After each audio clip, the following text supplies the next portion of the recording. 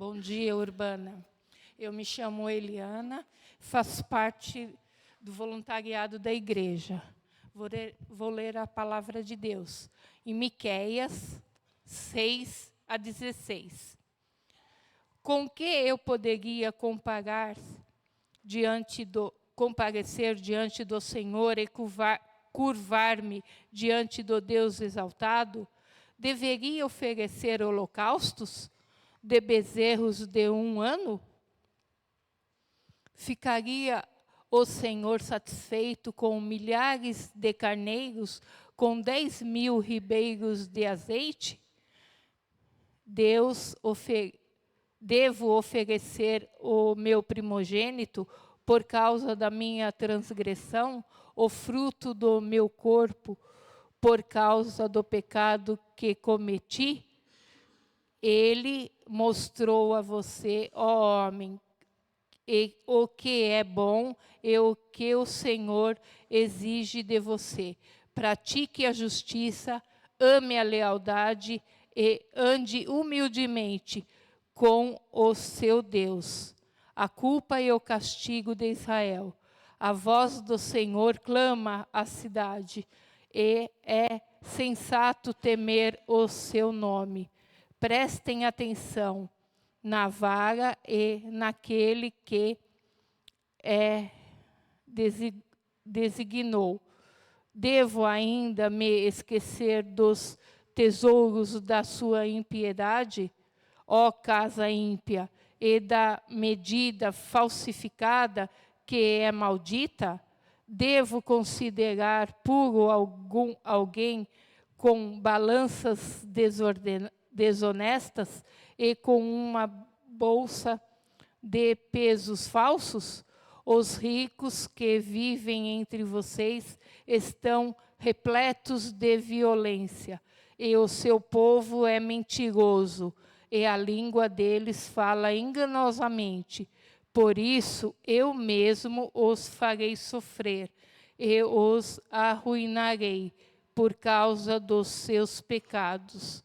Vocês comerão, mas não ficarão satisfeitos. Continuarão de estômago vazio. Vocês ajuntarão, mas nada preservarão, porque o que guardarem a espada entregarei. Vocês plantarão, mas não colherão. Espremerão azeitonas, mas não se ungirão com o azeite. Espremerão uvas, mas não beberão o vinho.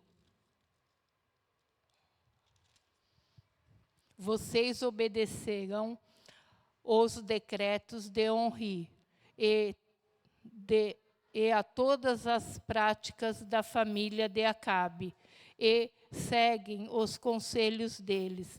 Por isso eu os entregarei à ruína, e o seu povo ao desprezo. Vocês sofrerão a zombaria das nações. Esta é a palavra de Deus.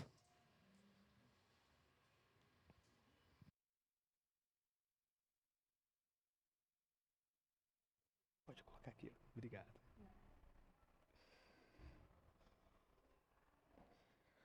Bom dia, Urbana! Bom dia. Graças a Deus por Jesus Cristo, por essa oportunidade tão preciosa que o Senhor nos dá de estarmos aqui hoje, para celebrar o Senhor, nesse domingo frio, de outono, mas com muita alegria no coração, porque essa oportunidade, nós sabemos o quanto ela é preciosa, Vamos orar ao Senhor, meus irmãos. Pai, nós te agradecemos por essa oportunidade de estarmos aqui entre irmãos e amigos para celebrar o Senhor.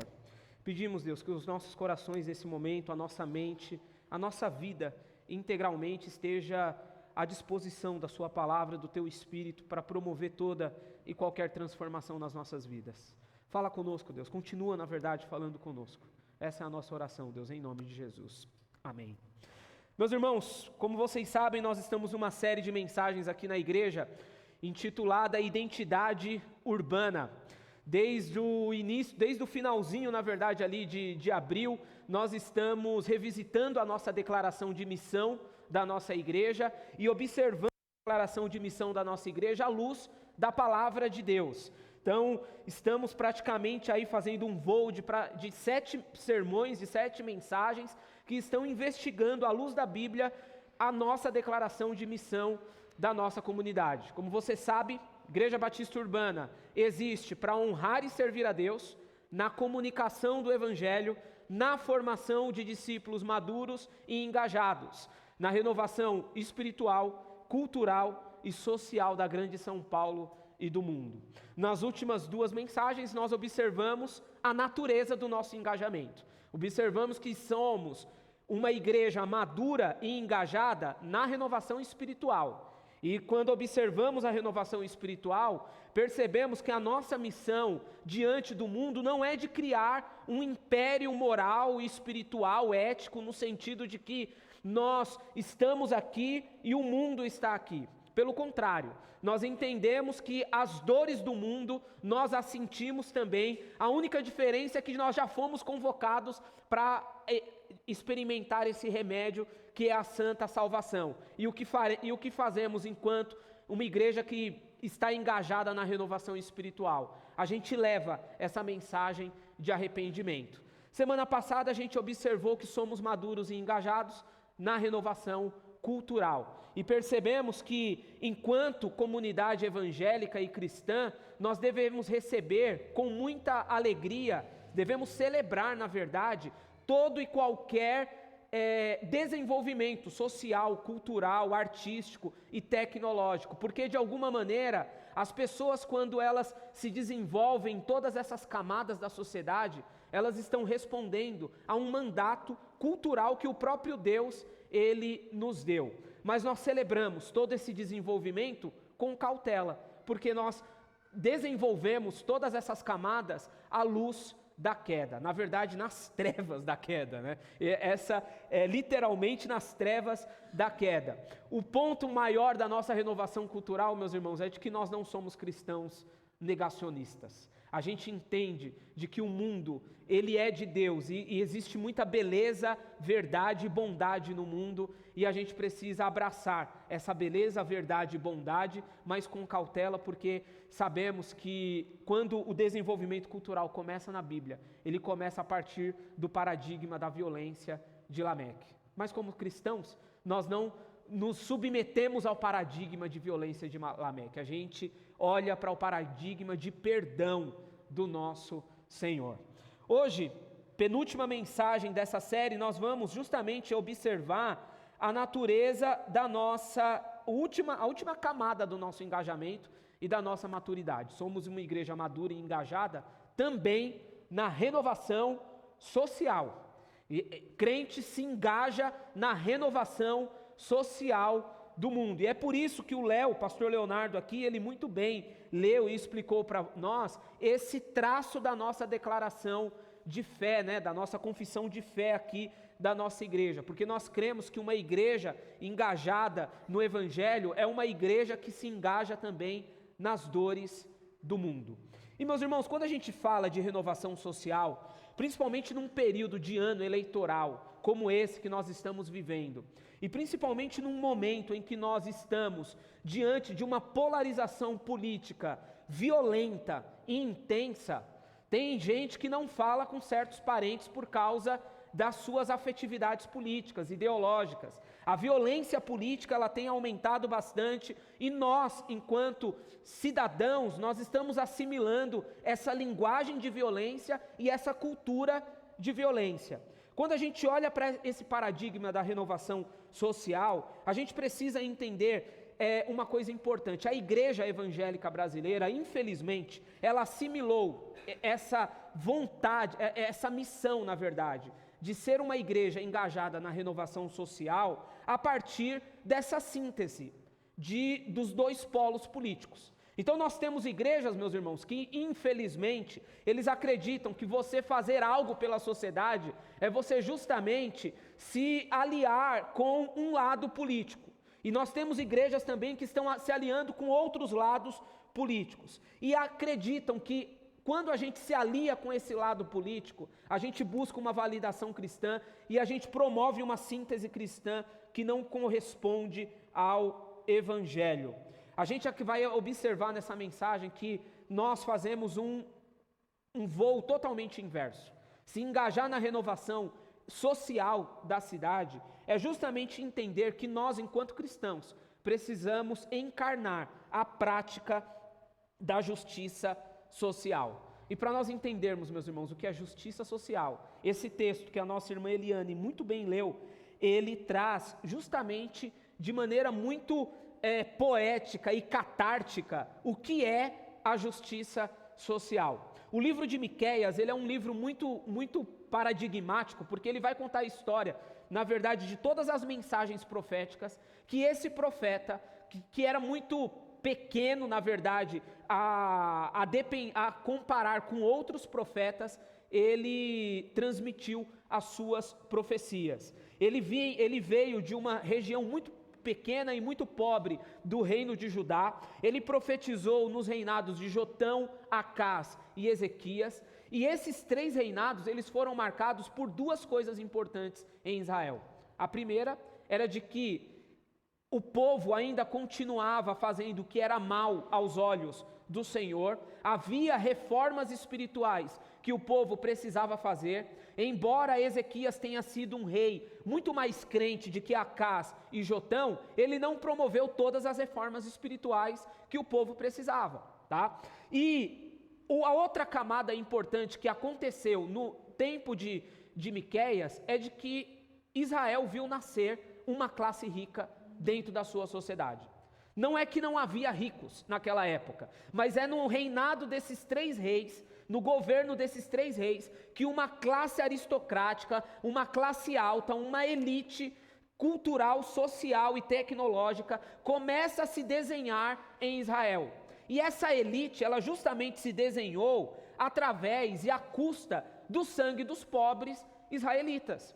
Então as pessoas estavam enriquecendo naquela época, as pessoas estavam ganhando muito dinheiro, muito ouro, muita prata, se tornando importantes socialmente e economicamente naquela época, mas à custa de um ordenamento jurídico, de uma estrutura jurídica corrupta, à custa de uma ordenação religiosa corrupta e à custo também de um governo monárquico que somente governava para os ricos. A gente não sabe o que é isso, né, meus irmãos? Vamos combinar, não é verdade? Aqui no Brasil, principalmente, é uma república que começa ali no finalzinho do século XIX. Nossa república sempre pensou para os pobres, para a população. A elite desse país, ela sofre com um desgoverno que não pensa neles. Mas esses reis aqui, principalmente esses 3 reis, eles faziam vista grossa a todo o processo de enriquecimento de maneira muito escrupulosa, de maneira muito cheia de usura, cheia de corrupção.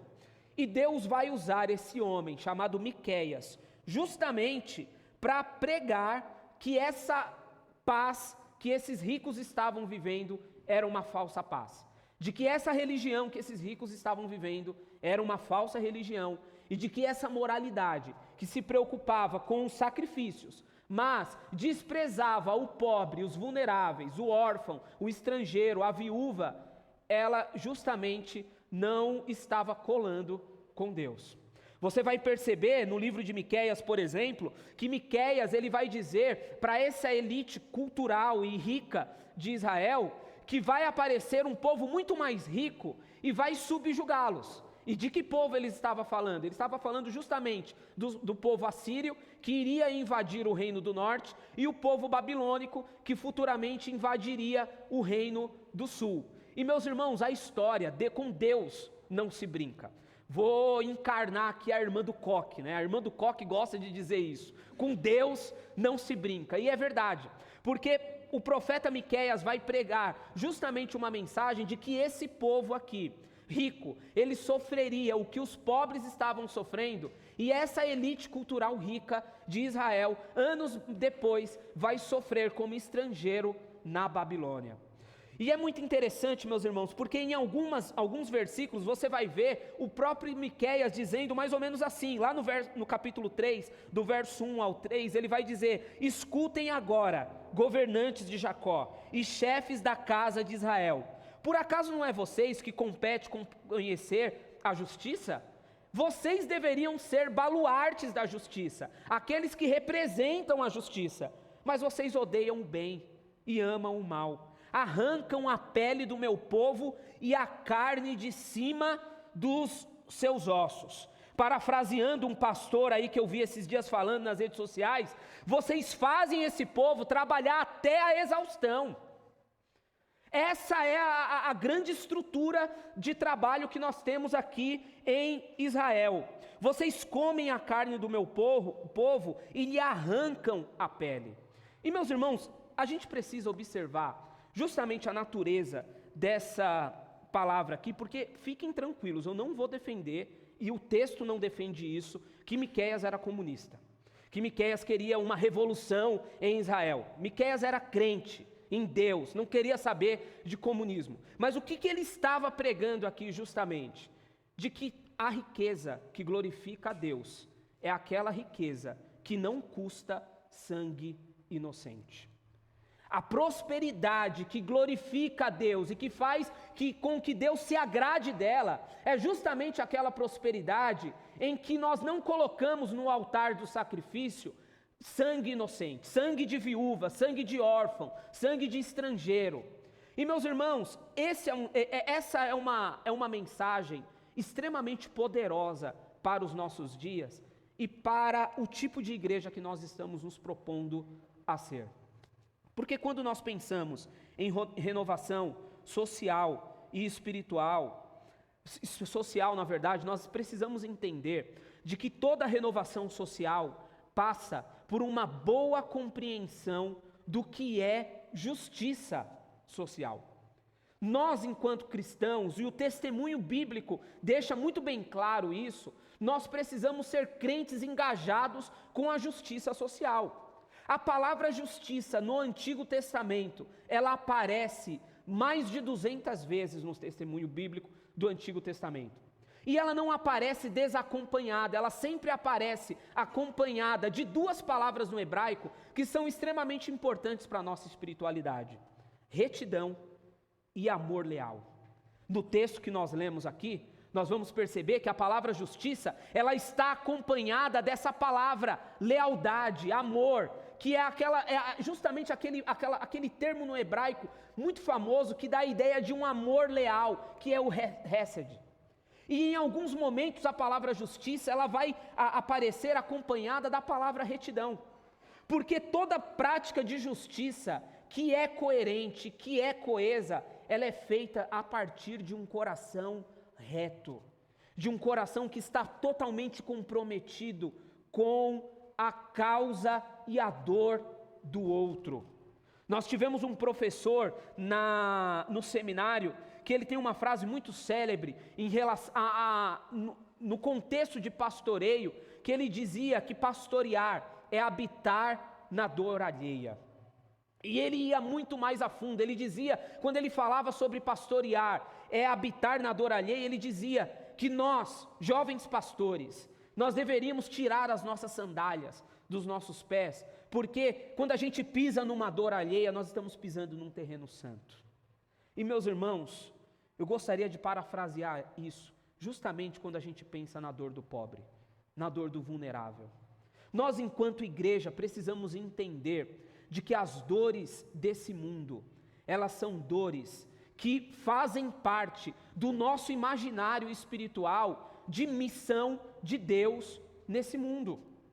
Nós não precisamos, a igreja ela não precisa se tornar uma ONG, ela também não precisa assimilar um partido político, mas ela precisa estar engajada com a dor do outro. O nosso amigo Miqueias, ele continua dizendo, e só para resumir a sua denúncia, ele está dizendo que os ricos naquela época acumulavam, os juízes vendiam sentença, e meus irmãos, não tem nada mais angustiante de nós estarmos diante de uma nação cujo o judiciário está vendido. Basta você observar o que está acontecendo no Brasil. Uma profunda desarmonia nos poderes. E o quanto essa desarmonia, ela traz em nós, às vezes, um sentimento de previsibilidade.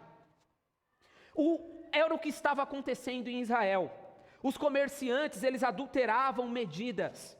E a religião, ela só servia como uma maquiagem moral. E é importante a gente perceber, porque no capítulo 6, que a nossa irmã leu aqui, a irmã Eliane, os nossos amigos israelitas, eles estavam tentando calar a boca desse profeta. O que é que você quer que a gente entregue? O que você quer que nós entreguemos, na verdade, para você ficar quieto e para que Deus nos aceite diante dessa corrupção? O que você precisa? Será que você precisa de 10 mil ribeiros de azeite? Será que você precisa de milhares de carneiro? A gente paga. Porque, meus irmãos, quando nós estamos prosperando na vida, quando nós estamos passando num contexto de evolução social e econômica, e nós não estamos fazendo isso com um coração, com muito temor diante de Deus, e andando humildemente diante do Senhor, nós somos diariamente tentados a achar que a nossa espiritualidade, ela cabe no nosso bolso. Nós somos tentados a achar que as nossas convicções religiosas, elas estão muito bem sendo pagas pelo nosso cartão de crédito, pelo nosso salário, pelo nosso dízimo, por aquilo que a gente paga na igreja ou fora dela. Tem gente por aí, meus irmãos, pagando por uma vida totalmente antiética e totalmente repulsiva que vive. E a gente precisa entender de que Deus, nesse contexto aqui, Ele não precisa do nosso dinheiro. Porque não adianta a gente cantar corretamente, não adianta nós defendermos a doutrina correta e nem possuirmos uma liturgia saudável, se aquelas pessoas que estão sofrendo, a única coisa que elas recebem de nós são um posicionamento social indiferente. Não adianta a gente cantar bonito aqui, se o fato dessa cidade ter um aumento de 130% nos casos de feminicídio, isso não ser pelo menos pauta das nossas orações. Se as 3.800 crianças que estão em situação de rua nessa cidade não produzirem nenhum resquício de sensibilidade em nós, se as 66 crianças que somem, desaparecem nesse país, não estarem no imaginário das nossas orações, nós temos muito motivo de fazer orações, meus irmãos. Estava conversando com um dos pastores dessa igreja e nós estávamos imaginando o quanto às vezes nós somos falhos nas nossas orações. Porque as dores desse mundo, elas precisam ter um espaço de atenção enorme no interior da nossa comunidade, mas nós vivemos como se tudo estivesse bem. Nós precisamos entender, meus irmãos, que esse espaço, ele não é uma bolha, ele não deve ser uma bolha, mas ele precisa ser um polo de abraço e de acolhimento diante dessa cidade. Tim Keller vai dizer sobre renovação social, de que nós precisamos entender que o projeto eclesiástico de uma igreja não tem que ser faraônico e nem de um império. Nós não temos que imaginar uma urbana extremamente apoteótica aqui em Tatuapé.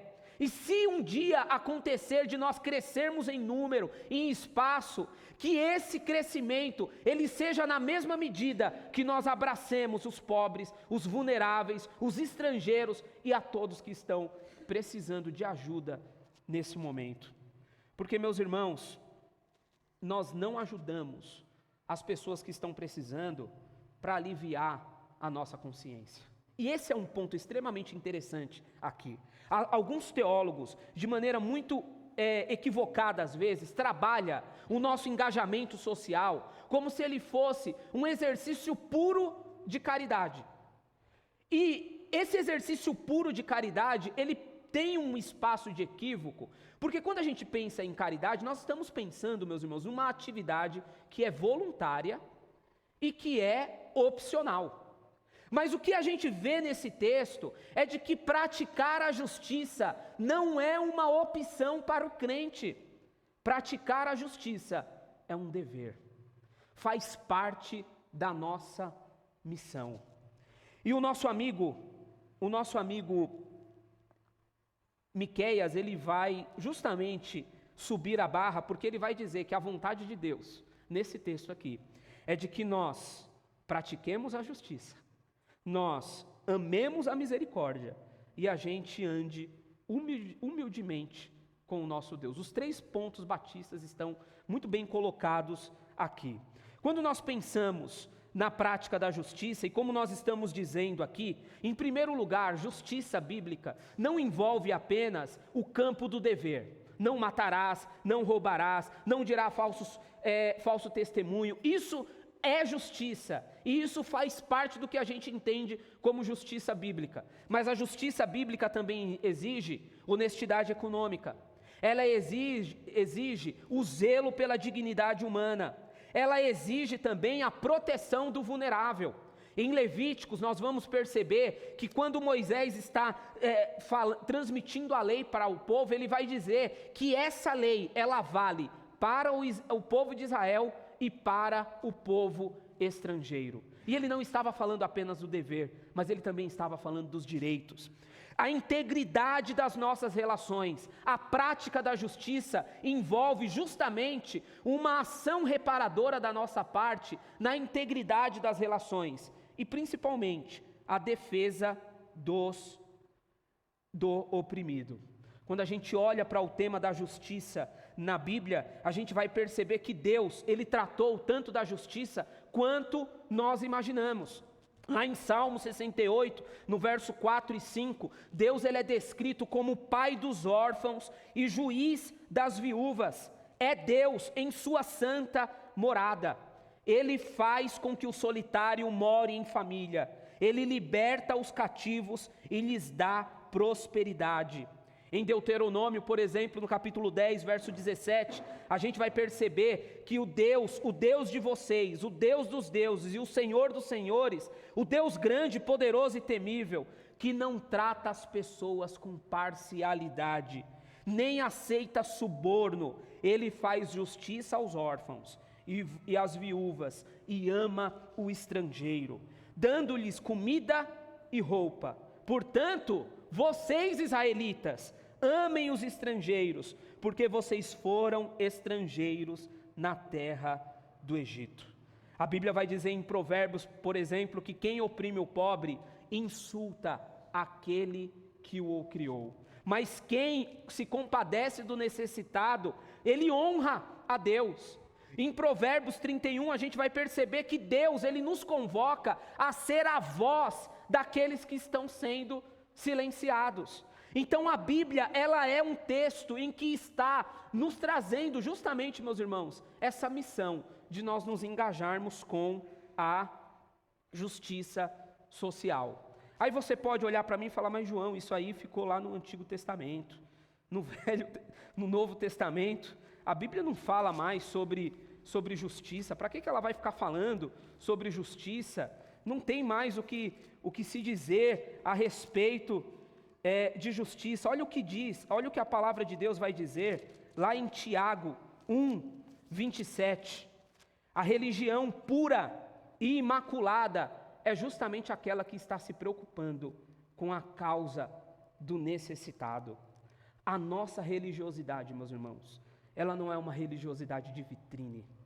Ela não é uma religiosidade em que nós estamos nos engajando com as exterioridades éticas, morais e tantas outras coisas que de alguma maneira às vezes a gente se engaja, mas pelo contrário, a nossa religiosidade, ela é uma religiosidade que está engajada com aquele que é necessitado. Dito isso, meus irmãos, nós temos algumas aplicações pastorais quando a gente pensa na nossa prática de justiça.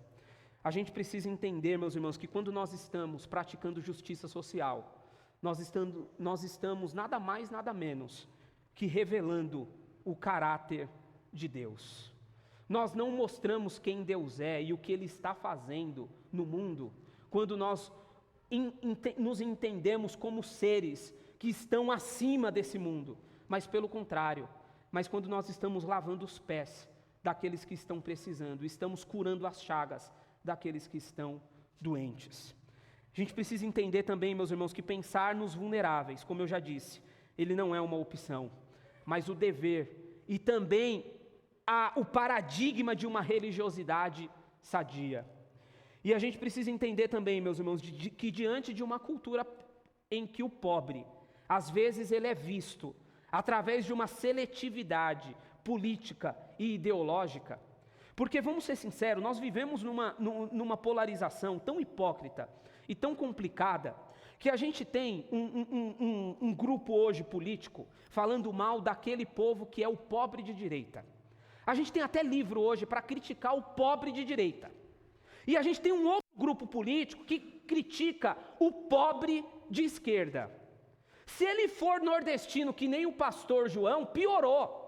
Tem que separar o Nordeste do Brasil inteiro. É o tipo de coisa que a gente ouve quando as eleições elas estão lá no seu ápice. Nós temos dois grandes polos políticos, meus irmãos, tão hipócritas em relação ao pobre, porque ele não quer ver o pobre deixar de ser pobre nesse país, mas ele quer um pobre para se chamar de seu. No testemunho bíblico, nós encontramos a redenção dessa visão espúria que a gente vê hoje em relação ao pobre. Porque Deus, Ele não pede para que a gente olhe as afetividades políticas, as sensibilidades religiosas desse pobre. A única coisa que Ele diz é que a gente atenda às necessidades daquele que é vulnerável. Esse é o ponto, porque nesse atendimento das necessidades do vulnerável, nós estamos revelando o caráter de Deus. E para terminar, meus irmãos, esse primeiro ponto, a gente precisa entender que tendo muito ou pouco, em qualquer contexto cultural ou social que nós vivamos, Deus espera que nós pratiquemos a justiça. Você não precisa esperar terminar a sua faculdade, alcançar um cargo sênior, ou ter uma carteira de investimentos totalmente estruturada para começar a ajudar o pobre.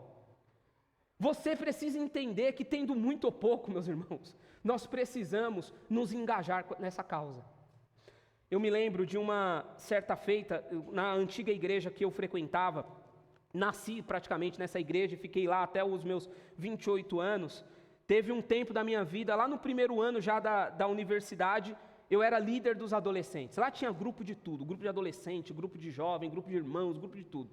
E eu era líder dos adolescentes, e aí a gente fazia uma festa anual, que basicamente era 3 cultos, que pegava fogo, aquela coisa toda do mundo pentecostal. E eu me lembro, meus irmãos, que numa dessas preparações para esses cultos, a gente decidiu, com os adolescentes, de depois da escola, nós arrecadarmos mantimentos para produzirmos ali, organizarmos cestas básicas e atender uma comunidade que tinha perto da nossa igreja, que era muito carente. E eu me lembro, meus irmãos, que numa dessas que a gente batia em porta para pedir alimento, a gente foi na casa de uma senhora, ela estava, uma senhora muito humilde, uma casa que a gente viu que era muito humilde. A gente explicou o que nós estávamos fazendo, a preparação que nós estávamos empreendendo, e aí ela falou, peraí que eu quero participar disso. E aí ela foi dentro da casa dela, ela pegou uma sacolinha, nos trouxe uma sacolinha de mercado, e dentro dessa sacolinha de mercado tinha um pouco de arroz. E ela veio chorando para nós e falou, olha, eu só posso ajudar com isso, mas por favor, não me deixe ficar fora disso, eu preciso participar do que vocês estão fazendo, porque o que vocês estão fazendo é muito importante. E eu me lembro, meus irmãos, que alguns adolescentes, eles começaram a chorar naquele momento, e eles cheios de mantimentos, eles olharam para mim e falaram, João, a gente precisa esperar arrecadar ou a gente já pode abençoar essa pessoa? E eles pegaram alguns alimentos, formaram uma cesta ali naquele momento e abençoou a vida dessa mulher. Eu não estou contando essa história, meus irmãos, porque para você entender que se você ser fiel no pouco, Deus vai te colocar no muito, e aí tá Pai da glória, e as coisas vão acontecer, e aquela coisa, mas não é isso. É que a gente precisa entender que mesmo no contexto de muita simplicidade que às vezes nós nos encontramos, de muita privação, de muita ausência, de muito não que a gente leva da vida, Deus ele pode nos fazer instrumentos e canais de bênção para a vida daqueles que são vulneráveis. Eu tenho absoluta certeza que seja material ou imaterial, Deus ele pode te usar para atenuar as dores desse mundo. Mas o texto, meus irmãos, ele não para por aí.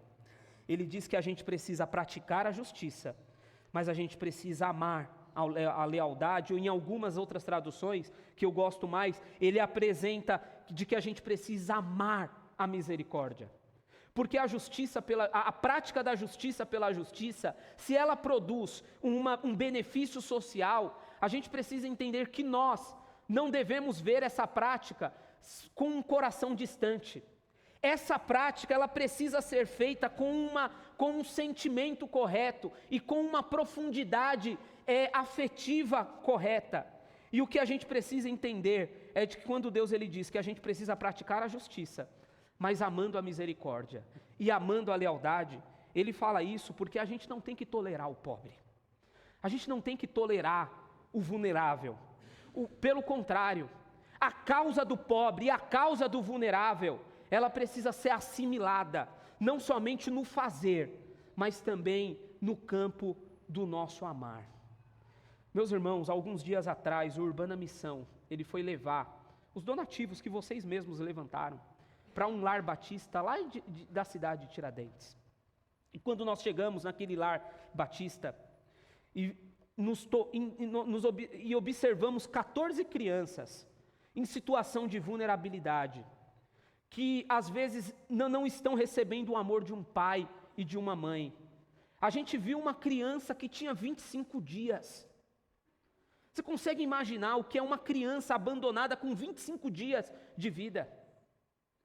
E quando a gente olhou para aquela situação, a gente percebeu o quanto a gente precisa se engajar. Voltamos para casa, conversando sobre isso, do quanto a gente precisa se engajar periodicamente com essa causa, porque isso, meus irmãos, forma amores.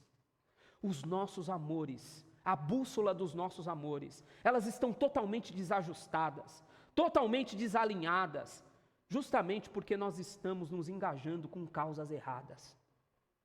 E quando a gente olha somente, meus irmãos, para a nossa prosperidade, acredite, nós temos uma dificuldade enorme de amar a misericórdia, de nos compadecer realmente com a causa do vulnerável. Fazemos o que o nosso pastor Rodrigo acabou de dizer há pouco tempo na oração pastoral. A gente só diz que vai orar, e pronto, e acabou. E não diminuindo a eternidade e a profundidade da oração. Mas essa oração, ela precisa vir acompanhada com uma ação. E meus irmãos, quando a gente pensa numa renovação social, que está engajada com o amor à misericórdia, nós nos livramos da culpa ideológica. Nós nos livramos também de uma busca por aprovação cultural. Eu faço o bem justamente porque eu quero ser bem visto, ou eu quero ser bem quisto nessa sociedade. E também a gente modela justamente uma coisa que o publicano ele conseguiu modelar quando ele se encontrou com Cristo. Meus irmãos, tem gente que diz que a gente só dá o que tem, né? Esse é um ditado que a gente ouve de uma forma muito tranquila na nossa sociedade. A redenção para esse ditado é de que enquanto o mundo só está dando o que tem, o cristão ele dá o que recebe. Ele precisa entender que todas as posses que ele tem, elas foram presenteadas, é motivo de graça. E a gente justamente desenvolve esse amor pela causa do perdido, e não por causas ideológicas e políticas, estou falando pela causa do perdido, justamente porque nós recebemos muito, e graciosamente, quando estávamos perdidos e vulneráveis nas nossas mazelas morais, espirituais, sociais ou culturais. A gente ama a misericórdia e a gente exercita justamente um coração que está engajado com a causa do outro. Vivemos uma vida cristocentrada e, consequentemente, outrocentrada, justamente porque a gente entende, meus irmãos, que é no amor com a causa do outro que a gente revela o caráter e a justiça de Deus. Terceiro ponto, e aqui eu encerro essa mensagem, a gente pratica a justiça social. A gente ama a misericórdia. Não há somente uma prática, existe uma prática que é totalmente abundada e superabundada num sentimento correto e num amor correto. Mas esse texto ele faz um voo maravilhoso. Miqueias nos lembra de uma coisa maravilhosa.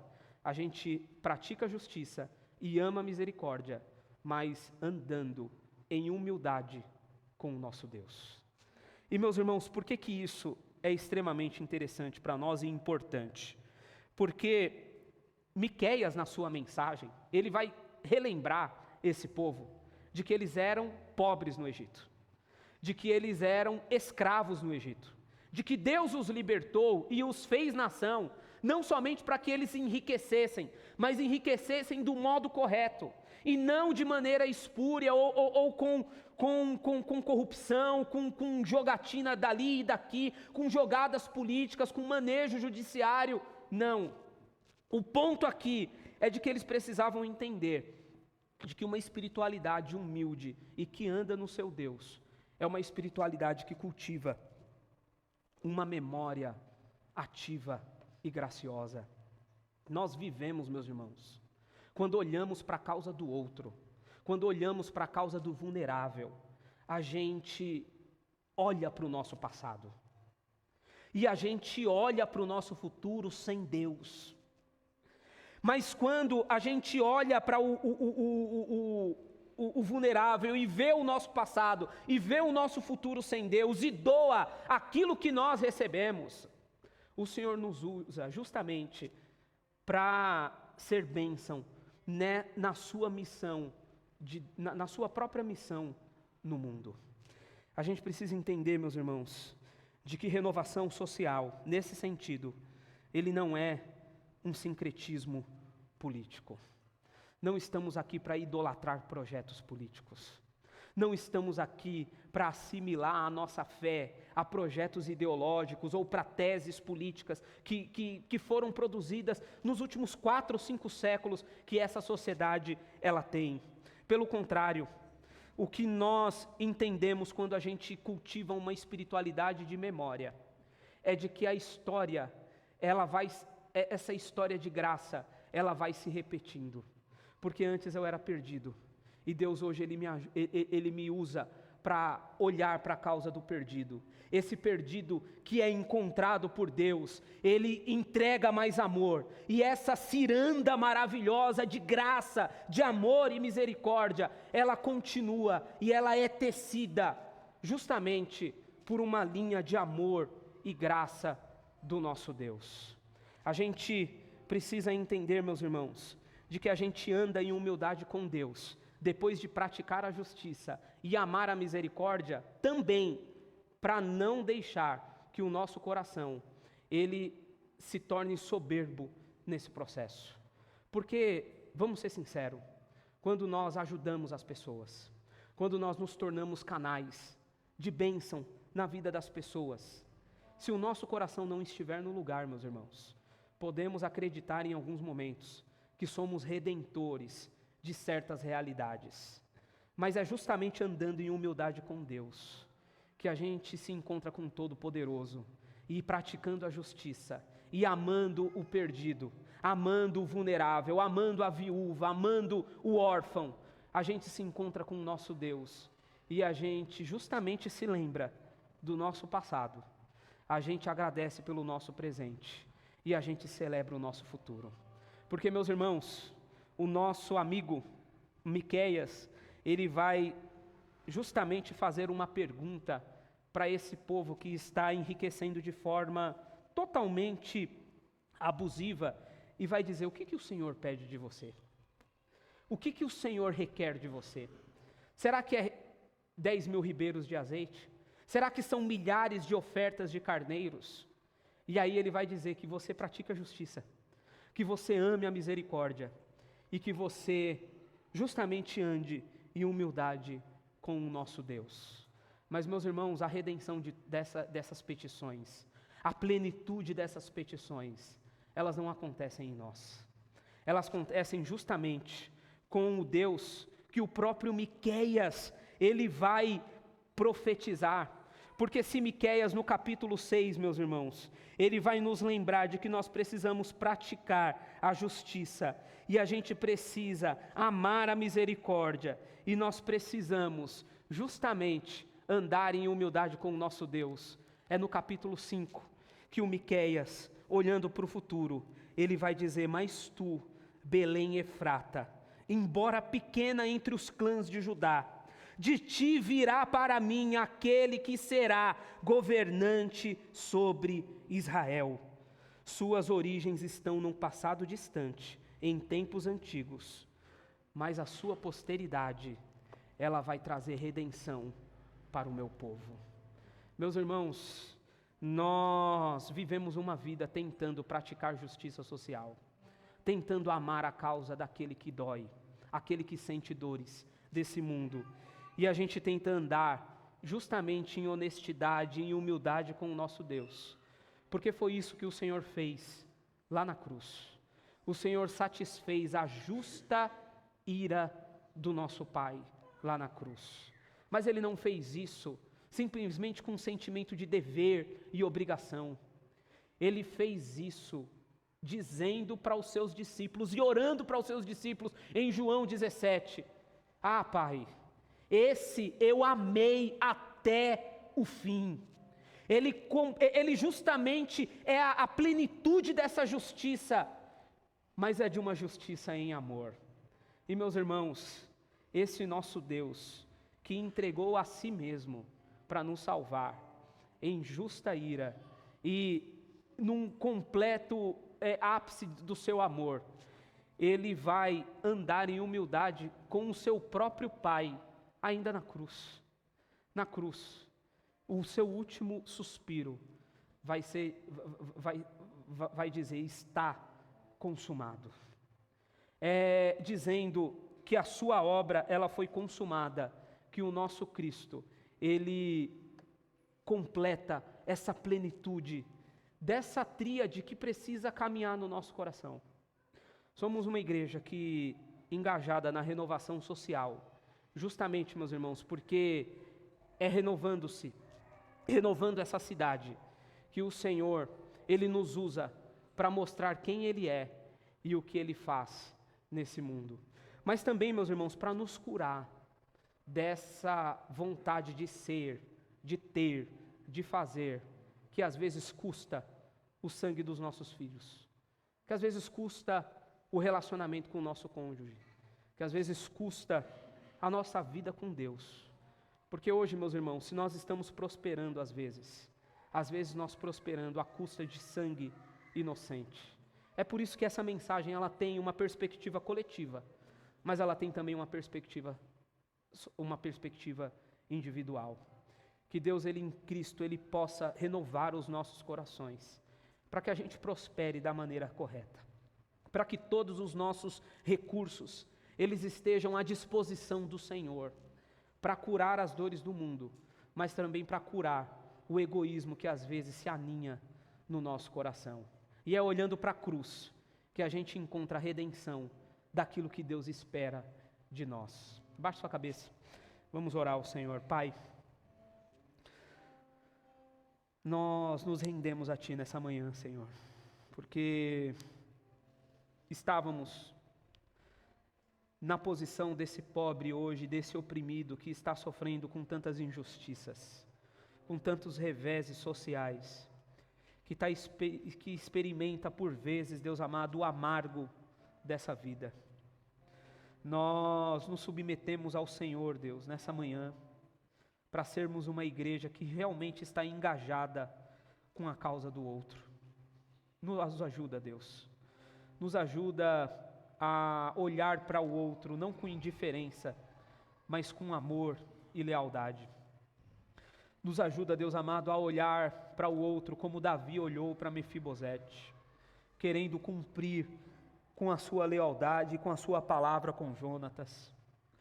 Nos ajuda, Deus amado, a olhar para os nossos irmãos que estão sofrendo às vezes, estão passando, Deus amado, por situações tão complicadas na vida, e nos livra, Deus amado, desse pensamento egoísta de achar que todo mundo sofre, que todo mundo está na correria e que todo mundo está em busca do seu, Nos ajuda, Deus amado, a dar, Senhor amado, sem olhar a quem.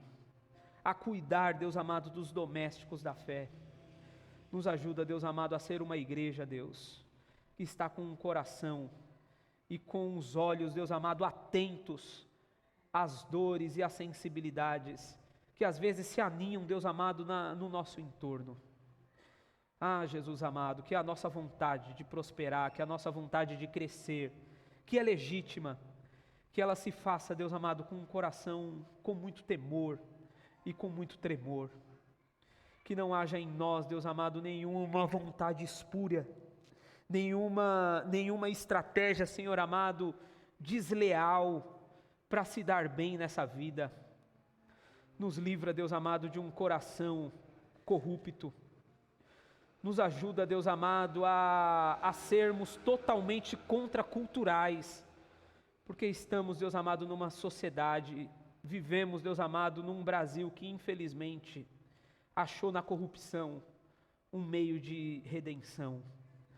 Mas que a gente entenda, Deus amado, que a nossa redenção está justamente naquele que é incorruptível, naquele que é santo, naquele que é poderoso e naquele onde sobeja amor e misericórdia. Essa é a nossa oração, Deus amado, em nome de Jesus. Amém.